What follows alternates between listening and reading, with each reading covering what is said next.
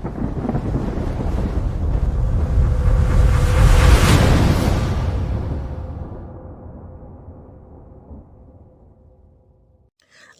আলাইকুম। Afnan the horror world YouTube চ্যানেলে সকলকে স্বাগত জানাচ্ছি। আমি আফনান।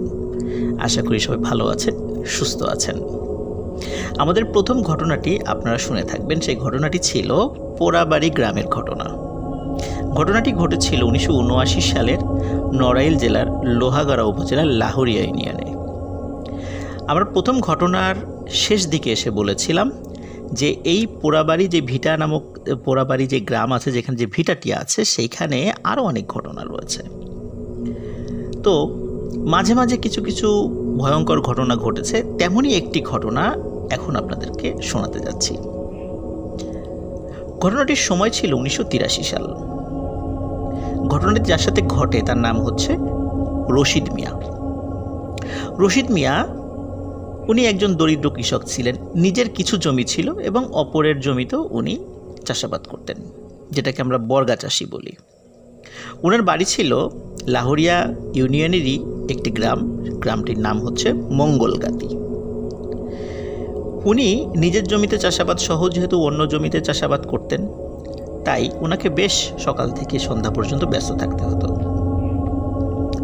ওনার একটি নিজের জমি ছিল এই পোড়াবাড়ি গ্রামে, সেই হন্টেড ভিটা থেকে সামান্য একটু দূরে।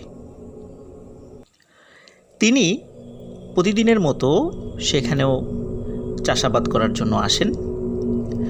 ওই দিন ইচ্ছা ছিল যে আজকেই উনি ওনার জমির সকল চাষাবাদ শেষ করবেন, কারণ পরের দিন আরেকটি জমিতে তাকে চাষাবাদ করার জন্য যেতে হবে। ওই সময় চাষাবাদেরই যেহেতু সিজন ছিল, এই জন্য তার ব্যস্ততাটাও বেশি ছিল। ওনার নিজস্ব কোনো পাওয়ার টিলার বা কোনো যান্ত্রিক ফ্যাসিলিটিস ছিল না, যার কারণে ওনার হালের দুটো বলদ দিয়েই এই চাষাবাদ কাজটা সারতে হতো। প্রতিদিনের মতো ওনার দুটি বলদ এবং লাঙল নিয়ে চলে আসেন পোড়াবাড়ির সেই ভিটার অনতি দূরে ওনার সেই জমিতে। সকাল থেকে উনি চাষাবাদ শুরু করেন এবং খুব দ্রুত চাষাবাদ শেষ করার চেষ্টা করছিলেন। কারণ হচ্ছে যে ওনার যে হিসাব, সেই হিসাব অনুযায়ী আজকে যতটুকু জমি ওনার চাষাবাদ করার কথা, ততটুকু করার পরেও কিছু জমি থেকে যাবে, যেটা পরের দিন চাষাবাদ করতে হবে, কিন্তু সেই পরিমাণটা খুব অল্প। যেহেতু পরের দিন অনেকটা দূর পথ পাড়ি দিয়ে আবার এখানে আসতে হবে, তাহলে সারাটা দিন কাজটা নষ্ট হয়ে যেতে পারে অল্প একটু জমি চাষাবাদের জন্য। এই জন্য ওনার ইচ্ছা ছিল যদি একটু রাতও হয়, আজকেই উনি কাজটি শেষ করে চলে যাবেন। কাজ শুরু করেন। সকাল গড়িয়ে দুপুর হয়, দুপুর গড়িয়ে সন্ধ্যা হয়, কিন্তু ওনার কাজ তখনও শেষ হয়নি। সন্ধ্যার সময় মনে হলো যে ওনার কাজ আর একটু বাকি আছে, যেটা ওনার আগের থেকেই হিসাব করা ছিল। ওনার সাথে ওনার সন্তান ছিল। বিকালেই তার সন্তানকে বাড়ি পাঠিয়ে দেন এবং বলেন যে তিনি সন্ধ্যার পরে আসবেন এবং আসতে একটু দেরি হতে পারে। ওনার ছেলে বাড়িতে চলে যায়। সন্ধ্যার পর রশিদ মিয়া গরু নিয়ে চাষাবাদ করতে থাকেন। উনি একটি হারিকেনও নিয়ে এসেছিলেন, কারণ উনি জানতেন যে আজকে রাত হবে। তাছাড়া চাঁদের আলো তো ছিলই। সন্ধ্যার পরে চাঁদের আলোতে চারদিক উজ্জ্বল ছিল। ভালোই উনি কাজ করে যাচ্ছিলেন। যখন মোটামুটি একদম শেষ দিকে চলে আসেন কাজের দিকে, আর হয়তো বা 10-15 মিনিট মানে লাঙল দিয়ে চাষাবাদ করলেই জমি চাষ শেষ হয়ে যাবে, হঠাৎ ওনার গরু, যেটাকে আমরা বলদ বললাম আর কি, হালের যে বলদ, এই দুটি কেমন যেন একটু অস্বাভাবিক আচরণ করছিল। কারণ যখনই লাঙল নিয়ে একটা নির্দিষ্ট পথ উনি অতিক্রম করছিলেন, তখনই মনে হচ্ছিল ওই জায়গা দিয়ে যাওয়ার সময় তার বলদ দুটি অস্বাভাবিক রকমের আচরণ করছে, নড়াচড়া করছে, মনে হচ্ছে এই জায়গা দিয়ে যেতে চাচ্ছে না। তো উনি বুঝতে পারছিলেন না। কিছুক্ষণ পর হঠাৎ রশিদ মিয়ার মনে হয় ওনার পায়ের নিচে নরম নরম কিছু লাগছে। প্রথম দিকে উনি বুঝতে পারেননি। আবার যখন ঘুরে আসছেন, তখন উনি একটা অদ্ভুত ব্যাপার লক্ষ্য করেন। একটু আগে যে দিক দিয়ে উনি লাঙল নিয়ে গেছেন, স্বাভাবিকভাবে তার থেকে সামান্য একটু এক পাশে চলে আসবে তার লাঙলটা, কারণ এক পাশে তো চাষাবাদ হয়ে গেছে। কিন্তু উনি যেদিক দিয়ে যাচ্ছিলেন ওই অংশটার বিশেষ করে শেষ যতটুকু জায়গা বাকি ছিল, সেখানে পায়ের নিচে অদ্ভুত নরম কিছু একটার অনুভূতি উনি টের পান এবং প্রতিবারই ওনার বলদ দুটি অস্বাভাবিক আচরণ করছিল। মনে হচ্ছে তারা আর চাষাবাদ করতে চাচ্ছে না।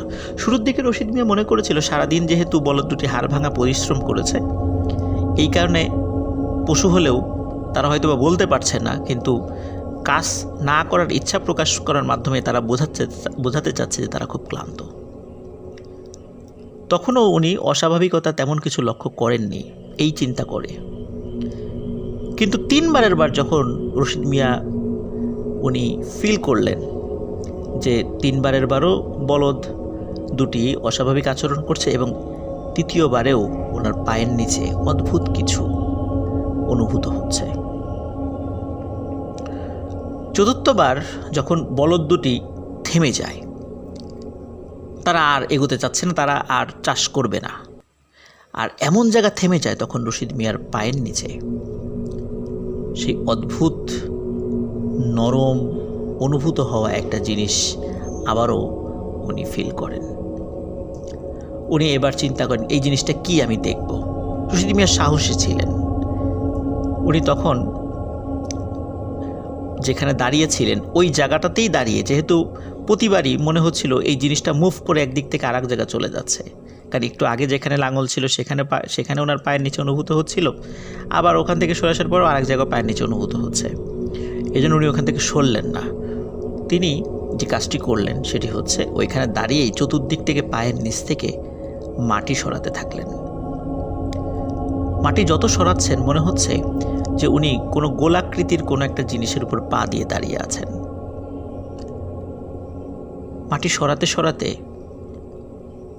যখন মাটি সরানো শেষ হলো, উনি পা সরিয়ে দেখে ওনার পায়ের নিচে একটি মানুষের মাথা।